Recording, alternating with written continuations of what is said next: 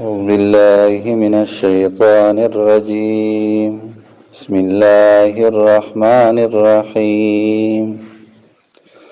يا أيها الذين آمنوا اتقوا الله ولتنظر نفس ما قدمت لغد واتقوا الله إن الله خبير بما تعملون. سورة حشر آیت نمبر 18. په دې آیت کې الله کریم ترغیب ورکوي مؤمنانو ته د پاره د فکر آخرت. الله فرمایي یا ایها الذین آمنو، اے د ایمان والو، اتقوا الله، د الله نه ویریږئ، ولتنظر نفس ما قدمت لغد، او ودی ګوري هر یو کس چې څه لګلی دی لغد د سبا دپاره. واتقوا الله، ویریږئ د الله نه، ان الله خبیر بما تعملون، الله خبردار دی په هغه څه باندې چې تاسو یې کوئ. څو خبرې په دې آیت کې زیر غور دي. یو دا الله فرمای ولتنظر نفس ما قدمت لغد، ودی ګوري هر یو کس چې څه لګلی دی لغد د سبا دپاره. الله د قیامت نه تعبیر وکړو په سبا سره، چې قیامت کله دی؟ سبا.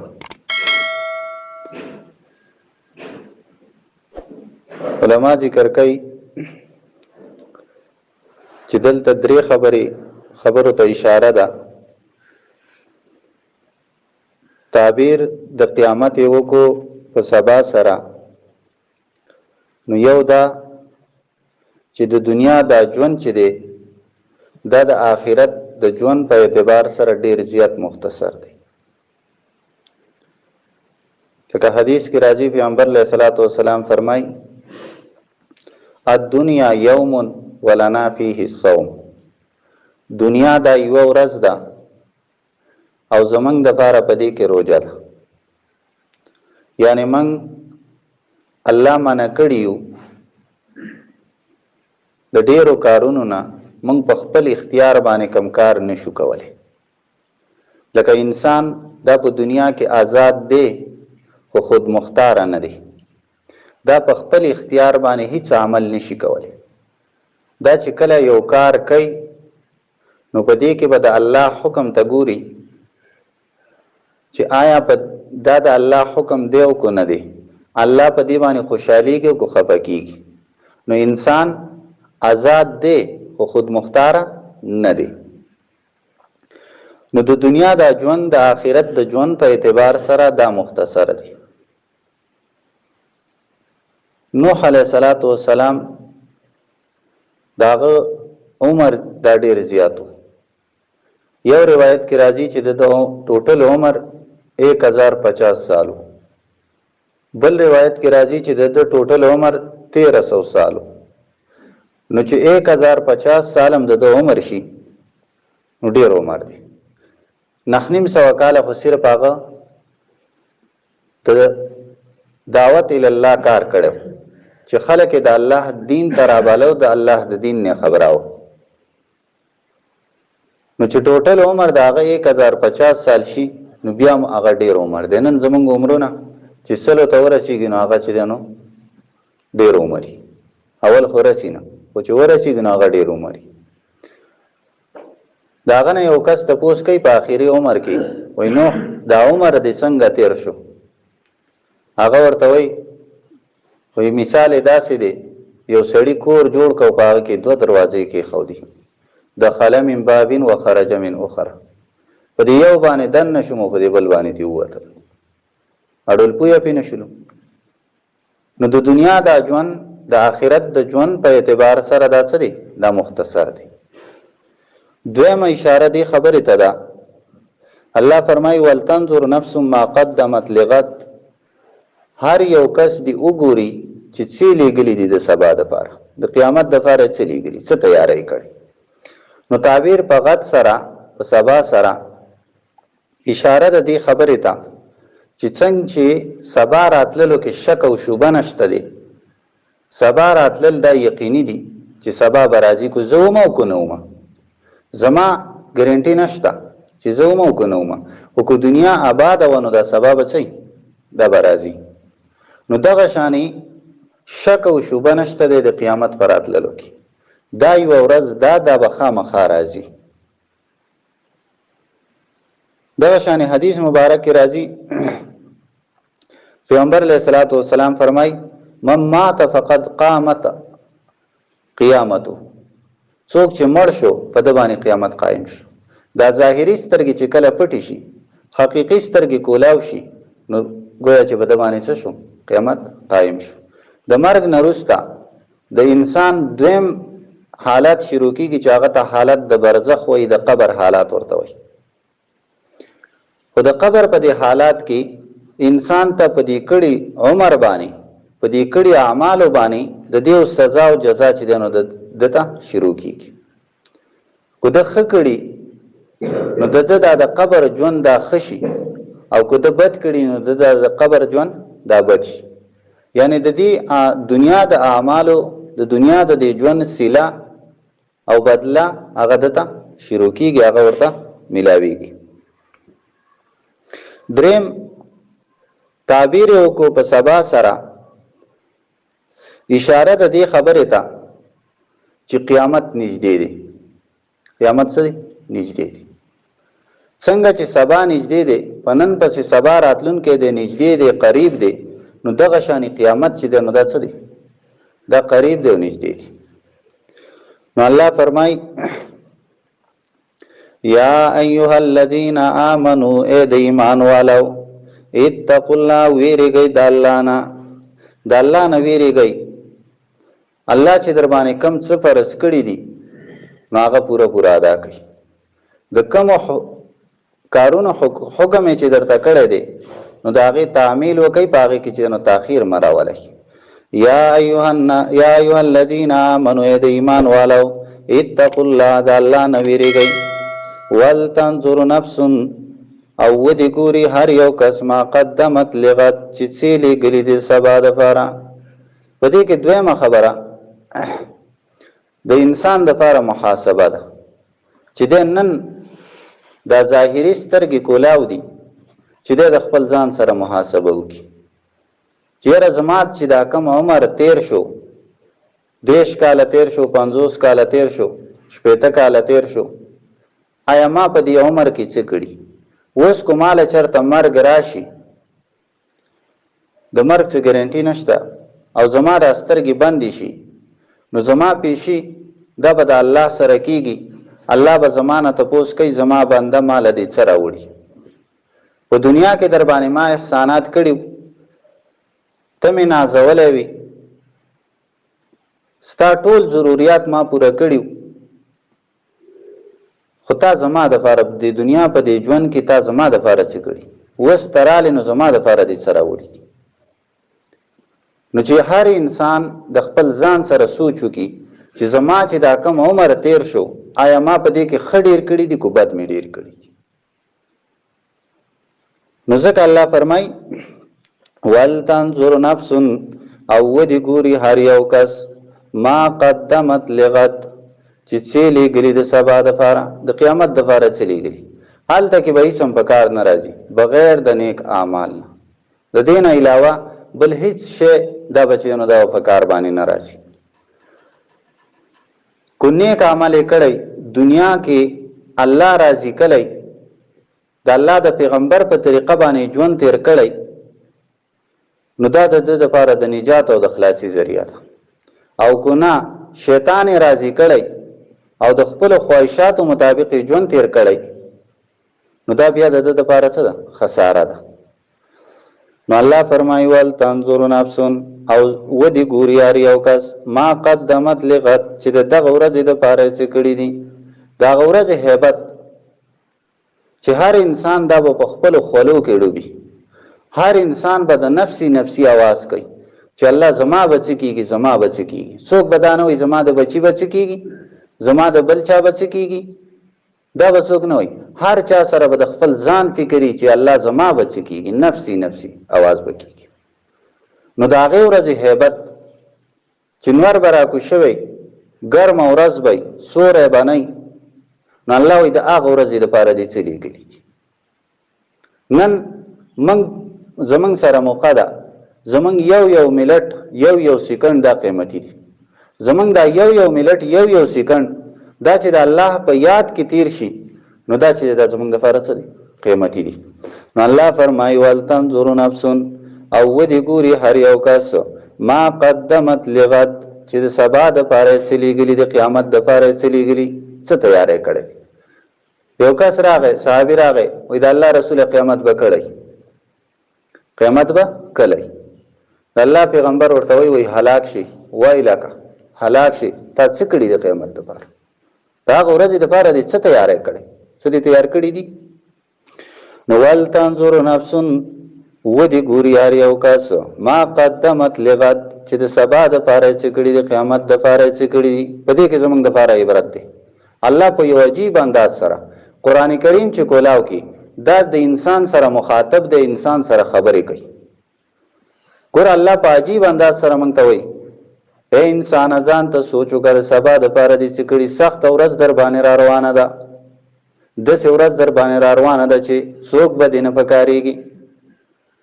هر یو کس به یو انسان به د بل انسان نه منډې وي. هغه ورځ در باندې را روانه ده، د وحشت او د دهشت ورځ ده، د سختۍ ورځ ده، د تکلیفونو ورځ ده. نو څه دي کړي؟ هغه ورځ باندې چې ته خلاصېږي، په څه باندې به خلاصېږي؟ د الله په رضا باندې به خلاصېږي. چې د الله دپاره دې کوم عمل کړی، په هغه باندې به خلاصېږي. نور د نجات او د خلاصي لار دې نشته. نو د هغه ورځې دپاره دې څه کړي؟ بیا الله فرمایي واتقوا الله، ویرېږئ د الله نه. ان الله، یقینا الله چې دی خبیرون، خبردار دی، بما په هغه څه باندې تعملون چې تاسې کوئ. په دې کې اشاره د دې خبرې ده چې انسان په دنیا کې غټ عمل کوي یا وړوکی عمل کوي، خو الله د دې نه خبردار دی چې ستا د عمل د چا دپاره دی. د ریاکارۍ دپاره دی. کو په ریاکارۍ د عمل وکړو، الله وایي دا ما ته قبول نه دی. ګوره دغه عمل په ما پسې حساب نه کوي. هسې نه چې ته د قیامت په ورځ وایې چې الله ما خو دا عمل کړی و که نه، او د دې مال اجر او ثواب راکړه. الله وایي تا د ریاکارۍ دپاره کړی نو ما ته قبول نه دی. ها، د بل چا د خوشحالولو دپاره دې کړی او د مخلوق د خوشحالولو دپاره دې کړی، الله وایي دا ما ته قبول نه دی. داسې عمل راوړه چې هغه خالص زما دپاره وي. ما در باندې انعامات کړي، ما در باندې احسانات کړي، ما درته د ژوند ټول اسباب مهیا کړي. آیا دا سر ته ما ته ښکته کړی دی، کو بل چا ته مخلوق ته دې ښکته کړی دی؟ پیر فقیر ته دې ښکته کړی دی؟ دا سر ښکته کول دا زما حق و چې تا ما ته ښکته کړی وی. کو تا پیر فقیر ته ښکته کړی دا سر، د بل په در کې ته پروتې، نو الله وایي دا دې زما سره شرک کړی. ګوره دا عمل دې ما ته قبول نه دی. مال عمل راوړه، داسې عمل راوړه چې هغه خالصي. نظر نیاز دې کلی، منښته دې کلی ده، د چا په نوم دې کلی ده، د پیر فقیر په نوم دې کلی ده، د ولی په نوم دې کلی ده. الله وایي که د ولی او د پیر فقیر په نوم دې کلی، نو ما ته قبول نه ده. ګوره داسې عمل راوړه چې هغه خاص زما دپاره. نو د ژوند دنیا دا ژوند چې کوم دی دا امتحان دی، او په دې کې الله وایي ما ته داسې عمل قبول دی چې هغه خاص زما دپاره، اگر چې هغه کم ولې نه خو چې خاص زما دپاره. نو د ټولو نه مخکې څه وکړه؟ عقیده دې برابر کړه چې عقیده دې د څه د توحید. ستا په عقیده کې چې شرک نه، په عمل کې دې بدعت نه، عمل وکړه په طریقه د پیغمبر یې وکړه، او عقیده دې پاکه که د شرک نه، نو اله به هغه عمل به څه هغه به ما ته قبولي. چې په عقیده کې شرکي، په عمل کې دې بدعتي، نو الله وایي ګوره دغه ما ته قبول نه دی. یو کار به تا ته ښه ښکاري، چېرې دا خو یو ښه کار دی، خو هغه به د الله د پیغمبر نه ثابت نه وي، د هغې به ثبوت نه وي. نو الله وایي ګوره دغه عمل چې دغه ما ته قبول نه دی. داسې عمل راوړه چې هغه د الله د پیغمبر نه ثابتي. ما یو نمونه درلېږلې وه، د انسان په شکل کې و، انسان و، څنګه چې ستاسو تقاضي دي دغه شان د هغه هم تقاضي وي. نو هغه چې کوم عمل کلی دی هغه عمل راوړه، د هغه په نقش و قدم باندې روان شه، چې د کم شیونو هغه ځان ساتلی دی د هغه نه څه وکړه ته ځان وساته او چې د کومو شیونو هغه حکم کړی دی په هغه باندې څه وکړه د هغې تعمیل وکړه هغه پوره کړه نو الله فرمایي واتقوا الله ویرېږئ د الله نه ان الله یقینا الله چې دی خبیر خبردار دی بما په هغه څه باندې تعملون چې تاسې کوئ د مکې مشرکانو هغو چې دی نو د هغو ښه کارونه هم ډېرو کله به چې حاجیان لاړه هغو ته به لارې ښودلې د هغو خدمت به یې کاوه د حاجیانو هغو له به اوبه ورکولې او موږ بار بار اورو په اوبه ورکولو کې څومره ثواب دی یو تږي ته چې اوبه ورکړې الله وایي زه به د حوض کوثر اوبه پرې وڅښم هغو به چې دی نو دا عمل به هغو کاوه خو دا عمل قبول نه و الله ته ولې قبول نه و ځکه قبول نه و چې د هغو عقیده چې دی د عقیدې د زړه هغه لوښی چې دی هغه ګنده و عقیده یې ګنده وه عقیده کې شرک پروت و نو په دې وجه باندې د هغو هغه عمل د هغو دپاره د نجات او د خلاصي ذریعه ونه ګرځېدله بلکې څه وګرځېدو د تباهي ذریعه وګرځېدله نو الله فرمایي واتقوا الله ای زما بندګانو ای مؤمنانو ویرېږئ د الله نه د الله نه ویرېږئ او داسې عمل راوړئ چې هغه خالص د الله دپاره ان الله یقینا الله چې دی خبیرون خبردار دی بما په هغه څه باندې تعملون چې تاسې کوئ ورپسې آیت کې الله فرمایي ولا تکونوا کالذین نسوا الله مکیږئ تاسو په شان د هغه کسانو چې هېر کړی دی الله د دنیا په ژوند کې الله هېر کړی دی الله ته هېر دی په خپلو خواهشاتو پسې ورپسې شوي دي شیطان دوکه کړي دي شیطان پسې روان دي الله وایي د هغه خلکو په شان مه کېږئ چې په خواهشاتو پسې روان دي په شیطان پسې روان دي او خپل خالق حقیقي هغه ته څه شو هغه ته هېر شو نو د هغو په شان مه کېږئ او که چېرته شولی نو څه به شئ ولا تکونو تاسو مه کېږئ کالذین په شان د کسانو نسوا الله چې هېر کړی دی الله فانساهم انفسهم نو هېر به کړي الله دیو لره د څه نه د خپل رحمت نه به هېر کړي د قیامت په ورځ باندې هر انسان موږ چې د الله نه امید لرو د څه شي لرو د الله د رحم امیدوار یو د الله د فضل او د کرم امیدوار یو چې الله به موږ په خپل رحم په خپل فضل په دې باندې څه کړي وبخي نو الله فرمایي چې کو په دنیا کې دې هېر کړم په دنیا کې درته زه نه وم یاد نو د قیامت په ورځ په هغه سخت ورځ باندې به څه شي زما د رحمت نه به زه تاسو هېر کړم زما د فضل نه به تاسو هېر کړم د انعام نه به تاسو هېر کړم زما رحمت او فضل چې دا به تاسو ته نه میلاوي د دې نه به تاسو هېر شي الله وی اولئک هم الفاسقون دغه خلق نافرمانه دی دغه خلق څه دي دغه خلق نافرمانه دی چې د الله د فضل نه څه شو پاتې شو هېر شو بیا د قیامت په ورځ باندې دا خلق به دوه ډلې شي یوه ډله به کامیابي دویمه ډله به ناکامي الله وی لا یستوي اصحاب النار و اصحاب الجنه نه دي برابر اصحاب النار د اور والا و اصحاب الجنه او د جنت والا اصحاب الجنه د جنت والا هم الفائزون هم دی کامیاب دي د قیامت په ورځ باندې دا خلق به دوه ډلو باندې تقسیم شي یو به کامیاب خلک یو به ناکام خلک کامیاب خلق به جنت ته ځي ناکام خلق به جهنم ته ځي یو لیوانی هم په دې باندې پوهیږي چې څوک په اور کې سوځي او څوک په نعمتونو کې پروت دی دا دواړه برابر نه دي نو الله فرمایي مؤمنه پوه شه د قیامت داسې یوه ورځ را روانه ده چې په هغې کې به حساب کتاب کېږي په هغې کې به دا خلک په دوو ډلو باندې تقسیمیږي یو به کامیابي دویمه به ناکامي یو به کامیابي دویمه به ناکامي کامیاب بچو کې هغه څوک به کامیابي چې عمل یې کړی د الله دپاره الله یې راضي کړی د دنیا په ژوند کې په دې مختصر ژوند کې الله راضي کړی هغه خلک به کامیابي او چې په دې مختصر ژوند کې په دې کې دا په خپلو خواهشاتو پسې روان شوی شیطان یې خوشحاله کړی الله وایي دغه خلک به ناکامي دغه به د جهنم والی بل ځای کې الله فرمایي من زحزح عن النار څوک چې لرې کړی شو د اور نه و ادخل الجنه او داخل کړی شو جنت ته فقد فاز دغه خلک کامیاب شو چې د جهنم نه لرې کړی شوي د اور نه بچ کړی شولې او جنت ته داخل کړی شوي نو دغه خلک څه دي دغه خلک کامیاب دي هر څوک په دنیا کې موږ کامیابي غواړو هر یو سړی کامیابي غواړي کو کافر دی کو مسلمان دی کو مشرک دی هر یو دا غواړي چې یاره زه کامیاب شي خو اصل کامیابي د څه ده د آخرت د دنیا دا ژوند چې دی دا دلته کې آیت کې چې نو تعبیر یو په غد سره په سبا سره چې سبا چې نو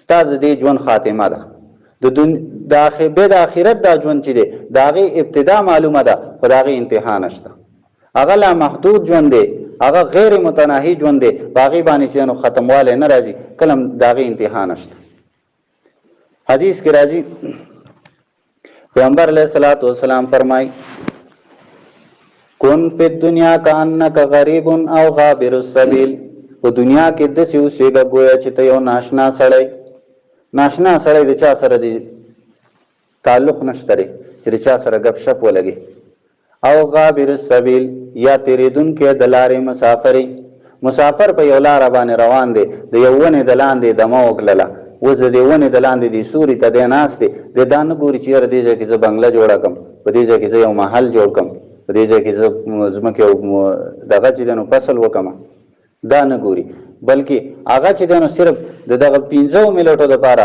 د آرام په وجه په نیت باندې د دې ونې دې سوري ته ناست دی چېرې دا 15 منټه چې دی نو لږه دمه وکړم لږه ساه واخلم نو په دنیا کې داسې اوسېږه چې ګویا دا ستا څه دی په دې ځای باندې ستا تېرېدل دي نن ورځ ستا تېره شوله دا بیرته نه راځي دا ستا د ژوند نه چې دی نو دا ووتله اوس مخکې سوچ کوه چې مخکې چې دی نو څه را روان دي او څه کېدونکي دي دغه شانې د دنیا دا ژوند د دې ابتدا هم شته او انتها هم شته او د آخرت ژوند د هغې ابتدا شته خو انتها یې نشته نو الله فرمایي لا یستوی اصحاب النار و اصحاب الجنه ندی برابر د اور والا او د جنت والا اصحاب الجنت یقینا د جنت والا چې دی هم الفائزون دی څه دي دی کامیاب دي الله رب العزت دې موږ د جنت والا وګرځي ربنا ظلمنا انفسنا وان لم تغفر لنا وترحمنا لنكونن من الخاسرين اللهم اعني على ذكرك وشكرك وحسن عبادتك